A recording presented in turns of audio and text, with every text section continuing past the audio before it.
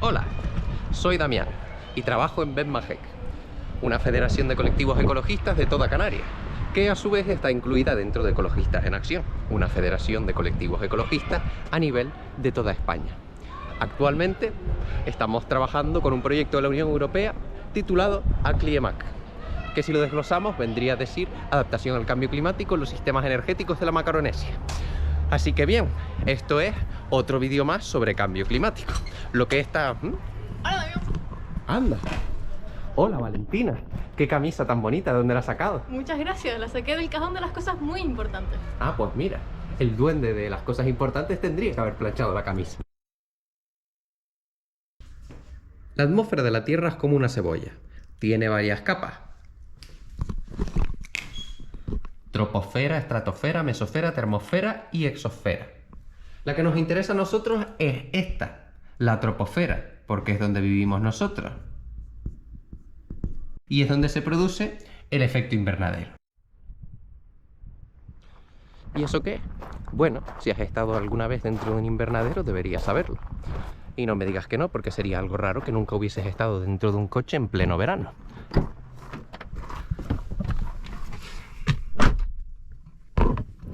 Los coches son invernaderos. Algo más feos que nuestra bonita atmósfera, pero cumplen la misma función. El Sol se pasa toda su vida emitiendo luz y calor. Parte de esa luz y de ese calor es reflejada de vuelta a la Tierra por las nubes. 1/3 aproximadamente. Pero 2/3 de esa luz y de ese calor son absorbidas por la superficie terrestre. Y luego la superficie terrestre emite otro tipo de radiación llamada radiación infrarroja. ¿Qué es la radiación infrarroja? Pues calor. Calor. El calor de toda la vida. Y todo este calor se perdería para siempre en el espacio si no fuese por los gases de efecto invernadero, que retienen, absorben la radiación infrarroja y la emiten de nuevo de vuelta hacia la superficie terrestre como una especie de ping-pong planetario infinito, en el que la Tierra emite energía y luego los gases de efecto invernadero se la emiten otra vez. Y así el calor se pierde de una manera mucho más progresiva, lo cual es positivo cuando ese efecto invernadero no es demasiado. ¡Eh! No es lo que parece. Este coche no es mío. Yo no conduzco. Los ecologistas en general tratamos de usar el transporte público. Lo que pasa es que lo vi abierto y aproveché para grabar. Pero mira, ya que estás aquí, ven. Graba esto. Arundo donax. La caña de toda la vida. Especie invasora. Grábala de cerca. Ven, más cerca. Así, más. Acércalo más.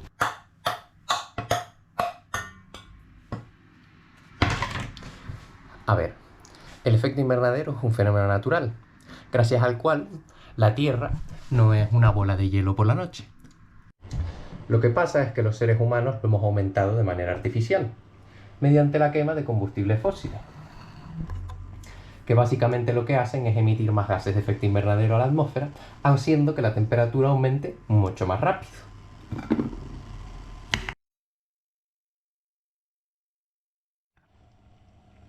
El agua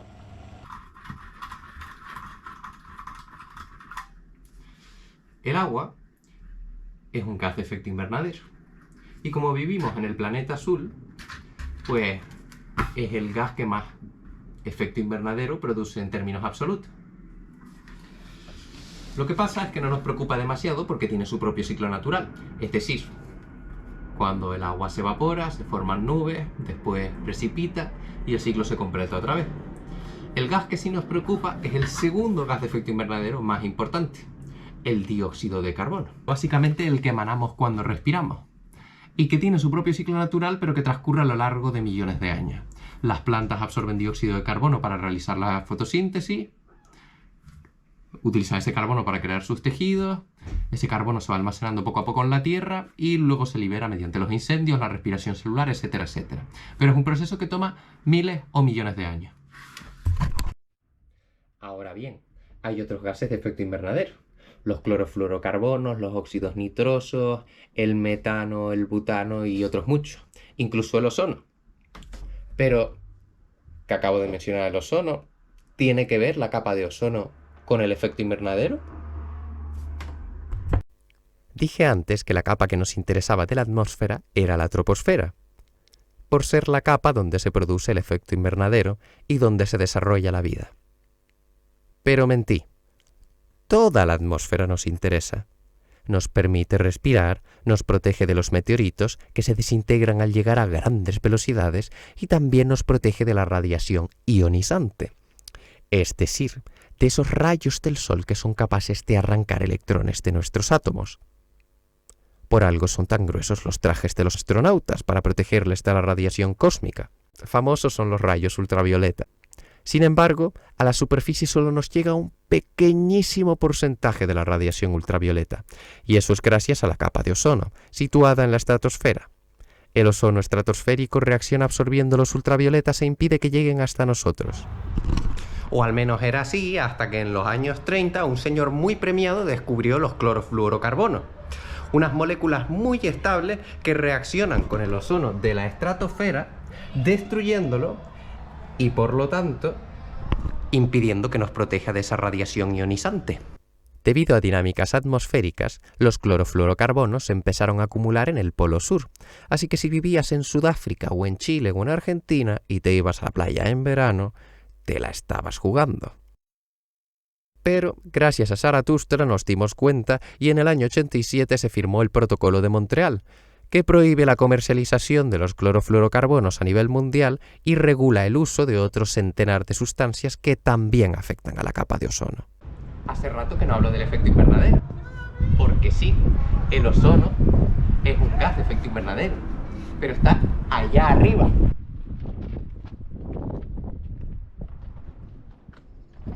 En la estratosfera, no en la troposfera, que es la capa que nos interesa a nosotros, ¿no?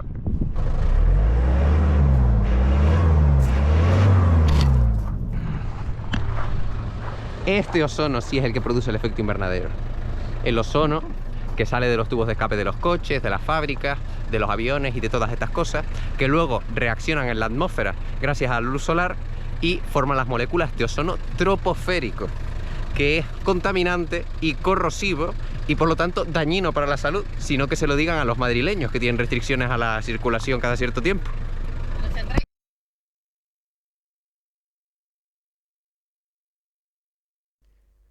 La última vez que me leí el IPCC decía que la superficie terrestre se había calentado 1,07 grados.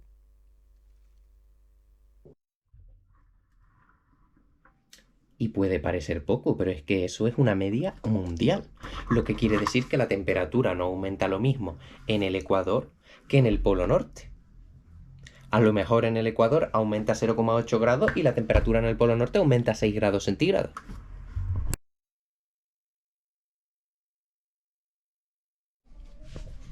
Pongamos que este es el Teide.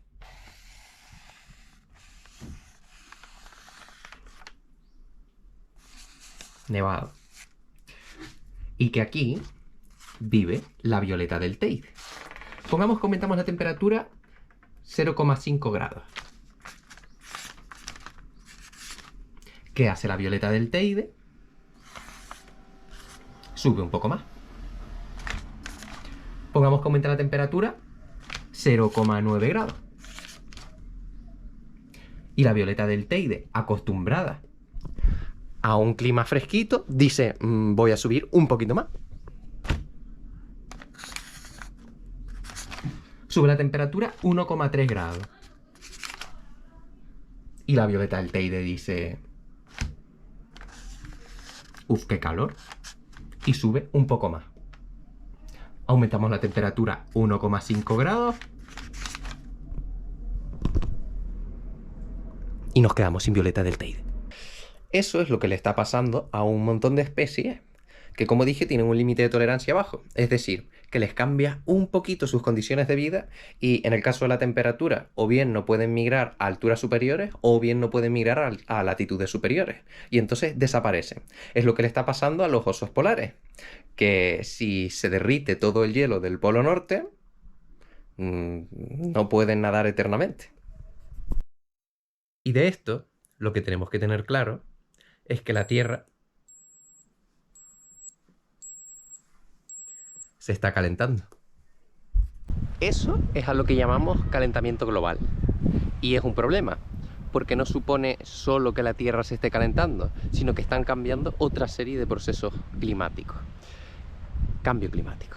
Es decir, al aumentar la temperatura, estamos influenciando directamente en el clima de todo el planeta. ¿Por qué? Primero, aumenta la expansión térmica del agua.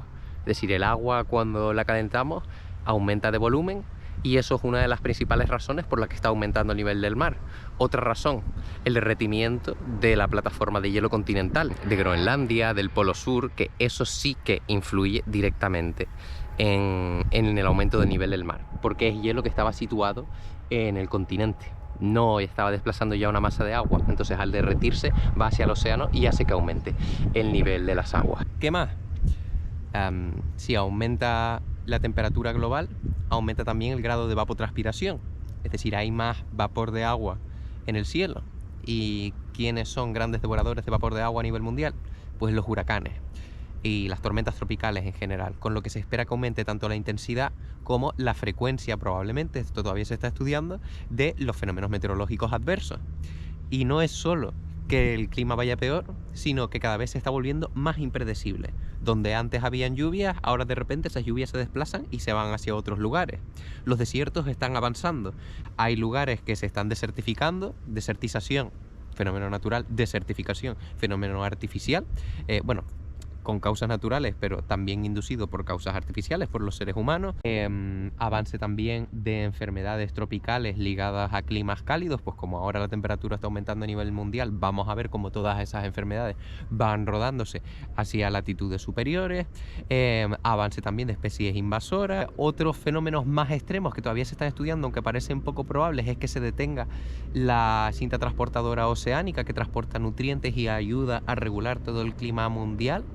En el caso de la cinta transportadora del Atlántico, ¿no? Tenemos el Atlántico, pues imaginemos una autopista de corrientes marinas que va transportando nutrientes y las temperaturas frías de los polos, las aguas frías de los polos, hacia los trópicos y viceversa. Pues al cambiar la temperatura, esa cinta transportadora se puede ver alterada y puede ser que se detenga por completo en algunos tramos, dependiendo de cuánto aumente la temperatura. También podríamos ver un fenómeno de destrucción completa, de retroceso completo del bosque del Amazonas, a lo que habría que añadirle la deforestación producida por el hombre directamente. O sea, son un montón de cosas. ¡Son un montón de cosas!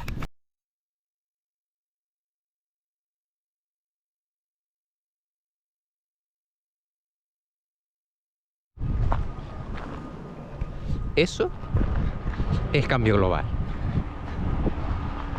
Esto es cambio global. Esto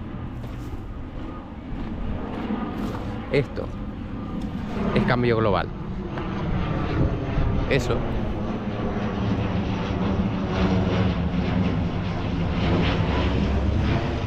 porque los aviones no solo vuelan y emiten gases de efecto invernadero, también hay que hacer una pista de aterrizaje y fabricar las piezas, hacer minería, etcétera, etcétera, y todas esas cosas tienen un impacto ambiental.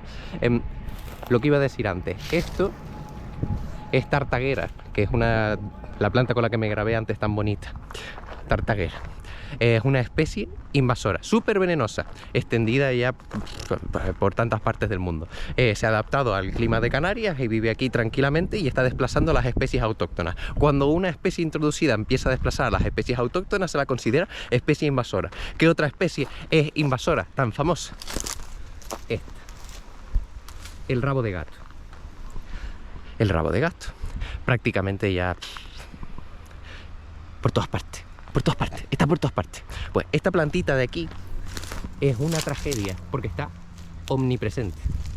Y todas las plantas de Canarias, pues cada vez van perdiendo más terreno frente a esa otra plantita. ¿Qué otra planta es invasora? Las pencas. A mí me encantan las pencas, son mis mejores amigas, pero son invasoras también. Hasta eso, esa cosa. No la torre eléctrica, que eso también es cambio global. La cosa esta, a ver, eso es la planta de un agave, de una pitera, especie invasora también, que podría erradicarse fácilmente o controlarse fácilmente, pero no se hace.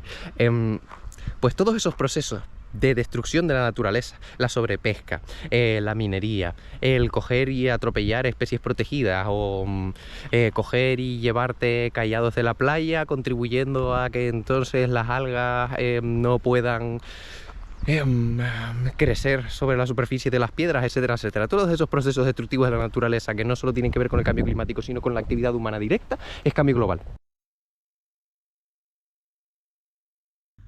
Vale, entonces, una síntesis rápida.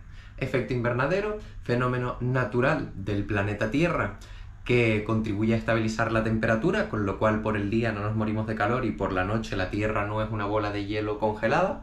El efecto invernadero, al ser un fenómeno natural, pues es beneficioso para la vida y gracias al cual pues tenemos el planeta que tenemos actualmente con las condiciones que tenemos actualmente, pero ha sido alterado de manera artificial por los seres humanos mediante la quema de combustibles fósiles que aumentan mucho más el efecto invernadero, porque las plantas absorben dióxido de carbono pero lo hacen lentamente y estamos quemando muchos más combustibles fósiles, emitiendo muchos gases de efecto invernadero a la atmósfera, con lo cual la temperatura está aumentando. Ese aumento de la temperatura es lo que se conoce como calentamiento global. Ese calentamiento global lo que está haciendo es que cambie todo el clima de la Tierra. Porque claro, no es solo que la temperatura aumente, es también que si la temperatura aumenta, pues tenemos más precipitaciones, tenemos más tormentas tropicales, tenemos el avance de los desiertos, todas esas cosas que expliqué antes.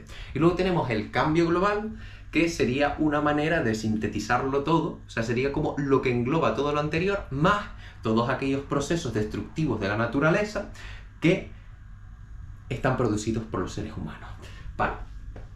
¿Y qué hacemos? Porque conocer los problemas está bien, pero tenemos que conocer también las soluciones. ¿Algunas cosas que podríamos hacer? Pues... primero, tratar de informarnos todavía más del problema, porque esto no deja de ser un vídeo extremadamente condensado sobre toda la problemática.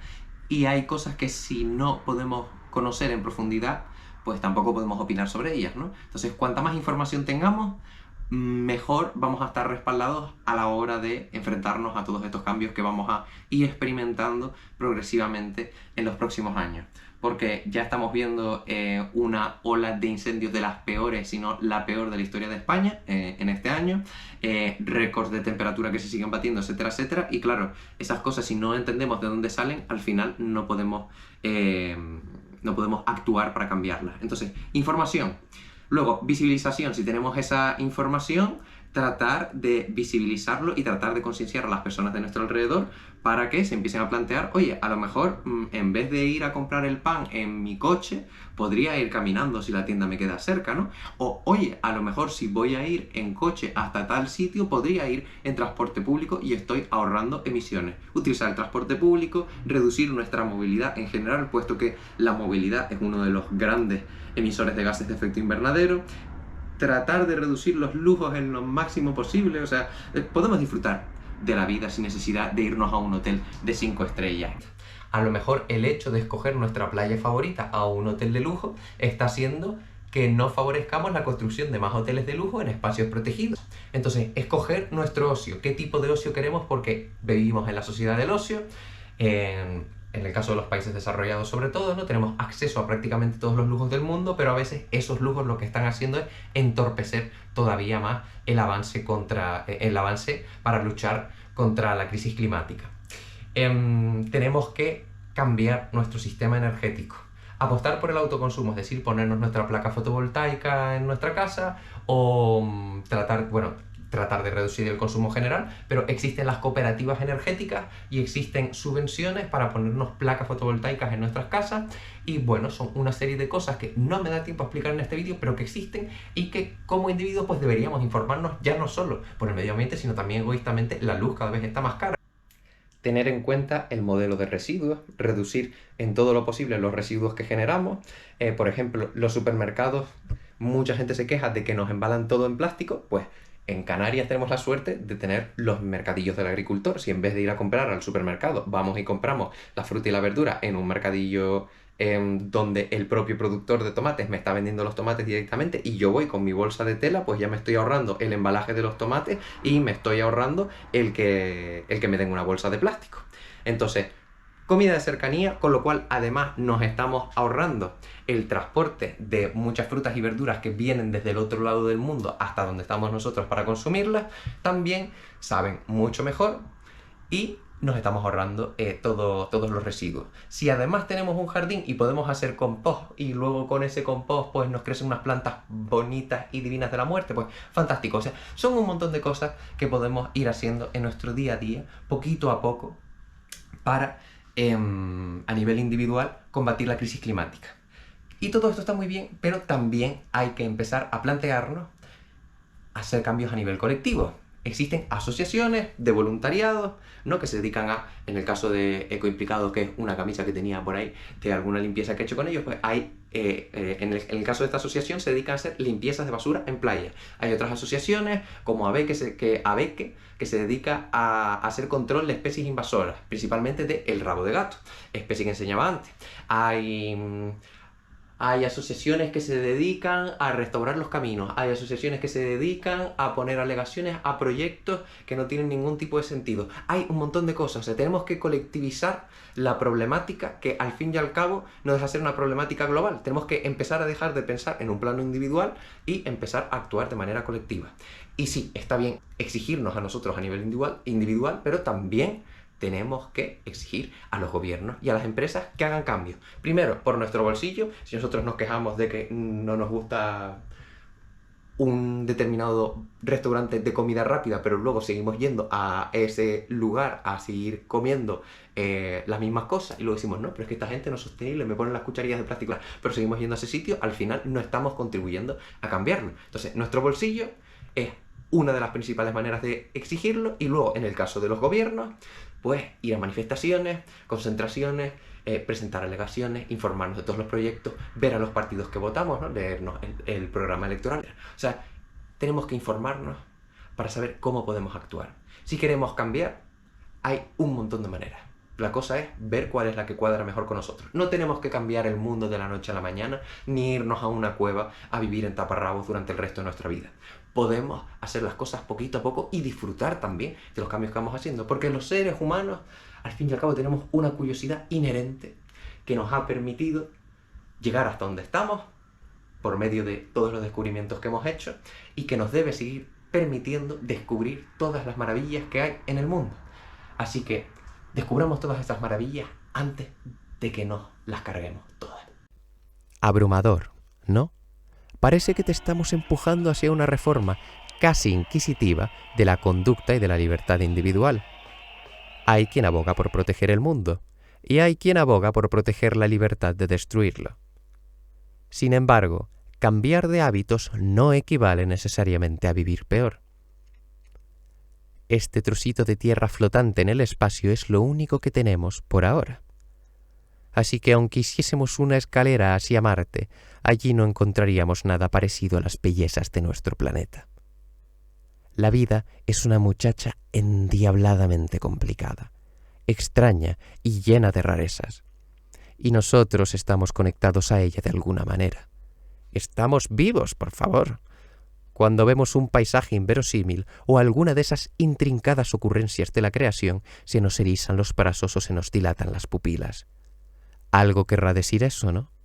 No esperemos a mirar el periódico dentro de 40 años para decir «Qué bonito era el mundo por aquel entonces». Hagámoslo ya, empecemos por indignarnos, luego por aprender. Aprender sobre todas las cosas que podamos aprender, porque el ser humano es un pozo infinito de curiosidad, y trabajemos incansablemente en las soluciones. Empecemos por el gesto más pequeño, por una lucha individual, y unámonos a otras personas que trabajen también por un mundo mejor. Que esto no es una epopeya donde nos castigan los dioses, esto es un problema que hemos creado nosotros, los mayores resolutores de problemas que han caminado sobre la tierra. Hagamos honor a nuestra reputación. Un saludo.